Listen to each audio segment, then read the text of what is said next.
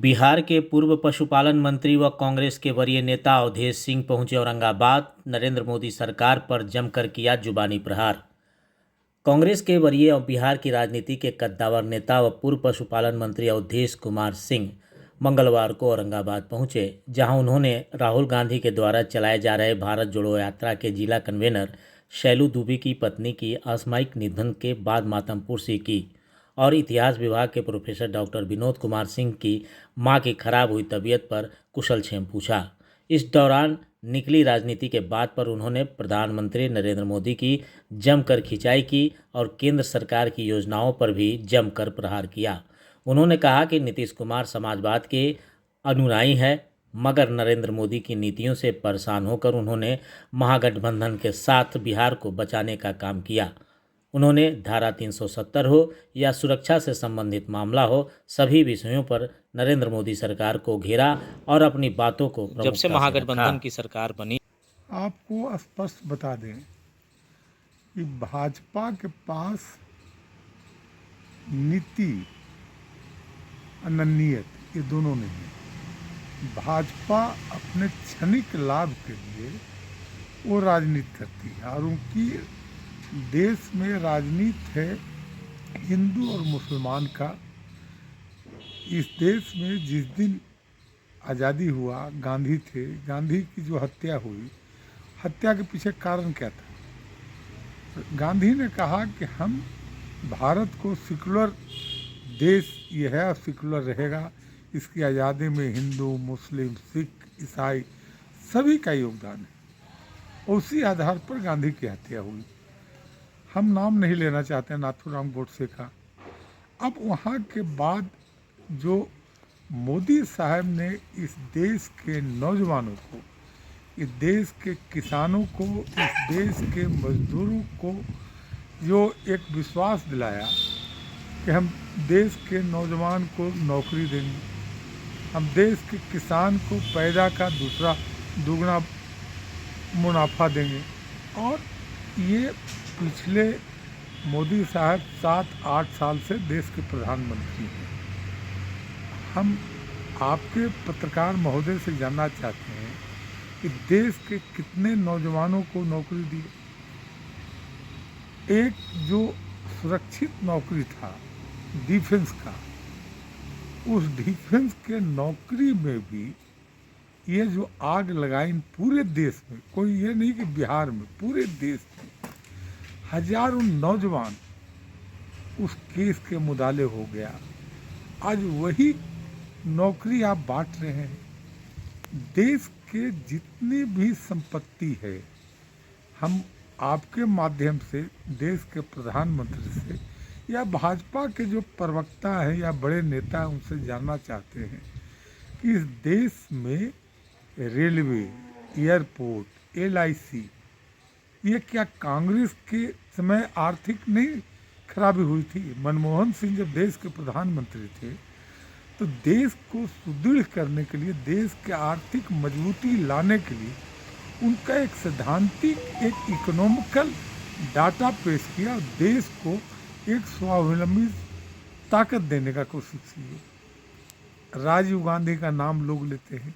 राजीव गांधी ने 21वीं सदी में जो देश को ले जाने का सपना देखा था, आज आपको स्मरण होगा पत्रकार महोदय, नेट पर, गूगल पर आप जाएं, पार्लियामेंट में हमारे देश के बड़े नेता अटल बिहारी वाजपेयी जी, जॉर्ज साहब जैसे नेता ने पार्लियामेंट में कहा था कि ये जो श्याम पिट्रोदा है, ये जो कंप्यूटर इस देश में आ रहा है, इससे देश का बेरोजगारी बढ़ेगी।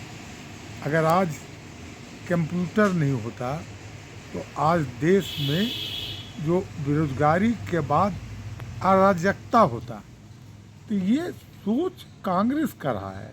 कांग्रेस कभी अपने स्वार्थ में देश नहीं बेचा है।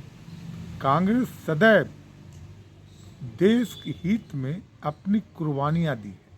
हमने देश की आज़ादी में अनेकों कुर्बानियाँ दी, अपने परिवार को खोया है। कभी हमने देश से मुआवजा नहीं मांगा, पर ये आज जो भी करते हैं उसका इनको मुआवजा चाहिए। इनको आप नज़र उठा के देखिए, जब जब इनकी कोई बेचैनी बढ़ती है तो कभी केदारनाथ मंदिर में, अब ढाका में जा रहे हैं उसके वर्षगांठ पर, और बंगाल में चुनाव है, तो एक जात को लुभाने के लिए उसके आस्था के मंदिर में जाके पूजा कर रहे हैं। उस पूजा को आगे क्यों नहीं कर रहे हैं? कश्मीर में आप 370 हटाए, हमने कहा कि ये गलत है, मगर आप जिद में देश को लुभाने के लिए, देश के नौजवानों को प्रोत्साहन देने के लिए आपने 370 लगाए। आज कश्मीरी में स्थिति क्या है? जो भारत सरकार की जो फंड मिलता था उस इलाके के विकास के लिए, उसमें वहाँ के क्राइम कंट्रोल करने के लिए, उग्रवादियों को नियंत्रण करने के लिए, हम देश के प्रधानमंत्री जी और देश के गृह मंत्री जी और डोभाल साहब से जानना चाहते हैं कि जो की स्थिति थी 10 में, 6 में, 7 में, जब 14 में आप बने हैं, उसके पहले तक कश्मीर में क्या उग्रवादियों की स्थिति थी। आज अखबारों में आप देखते हैं, कोई ऐसा दिन नहीं जिस दिन 4 उग्रवादी मारे गए तो 5 को हमारे नौजवान मारे जा रहे हैं। देश के सीआरपी, बीएसएफ, मिलिट्री के जवान मारे जा रहे हैं। तो क्या हो रहा है? इसके लिए जवाब तो कौन है? व्यक्ति या सरकार? ये बताने का देश को बताइए। अभी आपने जो सबसे शर्मनाक चीज़ आपको बोलते हैं, विल्किस बानो रेप केस में जिस महिला की 5 महीना के प्रेग्नेंट औरत के साथ रेप हुआ, उसको न्यायालय के द्वारा उसको सजा दिया गया। उस न्यायालय के सजा को रहाई जो हुआ वो गृह मंत्रालय के आदेश से हुआ। किसी भी व्यक्ति को जब देश के अमृत महोत्सव मना रहे हैं तो आपने एक अच्छा काम किया कि देश में जो बंदी हैं जिसके आचरण ठीक है, उन बंदियों के लिए आपने फैसला लिया था कि राज्य सरकार अपने जिला प्रशासन से एवं अपने विभाग से जानकारी लेकर उनके सज़ा को कम बेसी करने का अधिकार है। ये उस कानून में कहाँ? सुप्रीम कोर्ट ने कहा, सुप्रीम कोर्ट ने भर्टिकली कहा कि हमने कभी इन लोगों को रिहाई नहीं किया है। हमने कहा कि इनके आचरण को देखकर इन्हें आप अनुशंसा पर इनका कार्रवाई करें। आप सोचें कि जो हम आपके माध्यम से, मीडिया के माध्यम से देखे हैं कि जो कैदी है जितना उस सज़ा काटे हैं उससे ज़्यादा उनको पेरोल पर छोड़ा गया है। जब जब गुजरात में चुनाव होता है उनको पेरोल पर निकालते हैं, चाहे पंचायत का चुनाव हो, चाहे विधायक का चुनाव हो, चाहे लोकसभा का चुनाव हो। तो ये राजनीति तो आप सिर्फ स्वार्थ की राजनीति भाजपा करना जानती है। कांग्रेस का एक भी ऐसा कोई सिद्धांत बजाई कि कांग्रेस अपने नीति के खिलाफ चलाओ। हमारे नेता राहुल गांधी, हमारे नेता सोनिया गांधी नीति के खिलाफ चले। आज ही अखबार में हम देख रहे हैं कि राजीव गांधी फाउंडेशन ट्रस्ट को आपने बैंड कर दिया। आप 5 वर्षों में, 7 वर्षों में इस दुनिया का सबसे पूंजीपति आपकी पार्टी भाजपा हो गई। हम देश में 100 साल पुराना मेरी पार्टी है। हम आज भी चंदे पर चला रहे हैं और आज भी हमारे यहाँ खास्ता हाल है। ये जवाब तो भाजपा के लोग को बताना चाहिए। आप मुझ पर बैंड करते हो, अपने के यहाँ खजाना खोलते हो।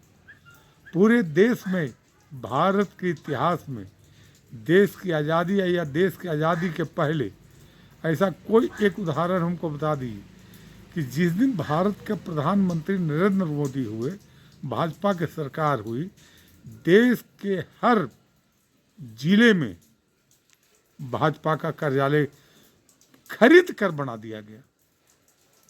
इतना पूंजी पैसा कहाँ से आया? भाजपा इसका जवाब दे। और देश के बेरोजगारों को जिस तरह से आपने किया बिहार में, ये क्यों महागठबंधन के साथ नीतीश कुमार आए? नीतीश कुमार जी की तो पैदाइश हुई है समाजवादी में, और समाजवादी में उनको घुटन महसूस किया तो वो सांप्रदायिक शक्तियों से भाजपा से हाथ मिला लिए। अटल जी को आज भी वो आदर्श मानते हैं, मोदी जी को क्यों नहीं आदर्श मानते हैं? नीतीश कुमार जैसे सामाजिक सोशलिस्ट नेता जब अटल जी को अपना नेता मानते हैं और मोदी जी को ये अमित शाह को नहीं मानते हैं, कारण क्या है? जिस दल में रहे हैं, जिसके दल के साथ सरकार चला रहे हैं, उसके नीति का हरदम विरोध किए हैं नीतीश कुमार। तो नीतीश कुमार जी सही समय में सही फैसला लिए हैं, और मोदी जी या भाजपा बिहार में जब से देश में डेमोक्रेसी प्रजातंत्र हुआ है, भाजपा बिहार में अपना परचम नहीं फहराया। मोदी आजमा चुके हैं।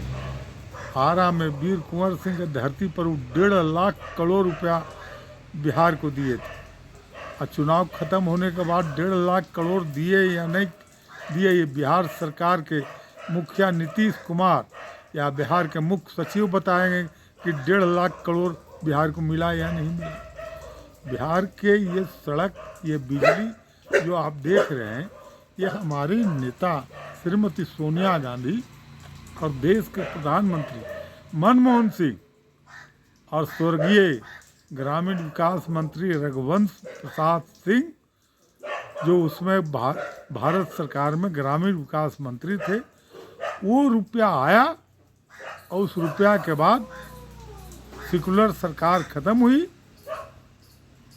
नीतीश कुमार जी सेकुलर नेता होते हुए भी सांप्रदायिक समझौता करके, मगर समझौता के बाद भी नीतीश कुमार जी बिहार का विकास किए। बिहार में उनकी सोच थी कि हम कैसे बिहार को आगे लेके चलें, और जब भी उनकी मतभेद भाजपा से हुई है तो बिहार के इस ऊपर हुआ है। कोई नीतीश कुमार का व्यक्तिगत लड़ाई नरेंद्र मोदी से नहीं है। नीतीश कुमार की लड़ाई है बिहार के विकास के लिए। बिहार में अति पिछड़ा राज्य का घोषणा करने के लिए नीतीश कुमार ने संघर्ष किया। Nitish Kumar prime minister stage पर हैं, और उन्होंने कहा था कि पटना यूनिवर्सिटी को सेंट्रल यूनिवर्सिटी बनाया जाए। इस देश के एक मुख्यमंत्री, इस देश के एक प्रधानमंत्री से निवेदन करता है, और उस मंत्री की बात का मखौल उड़ाया जाता है। ये प्रजातंत्र में, ये डेमोक्रेसी में नहीं हुआ है।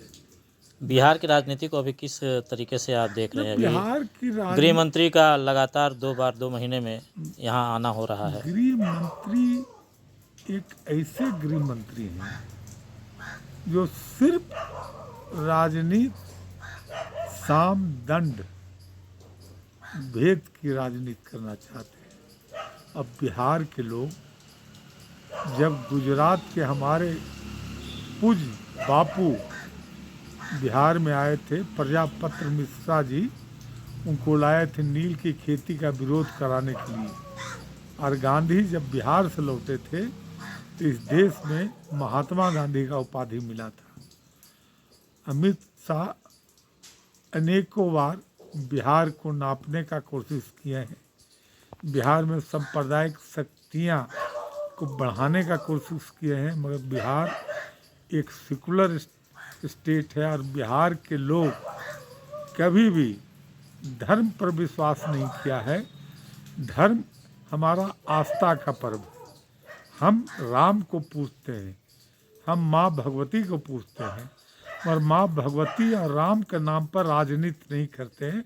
ये राजनीति सिर्फ अमित शाह जी और देश के प्रधानमंत्री नरेंद्र मोदी जी करते हैं।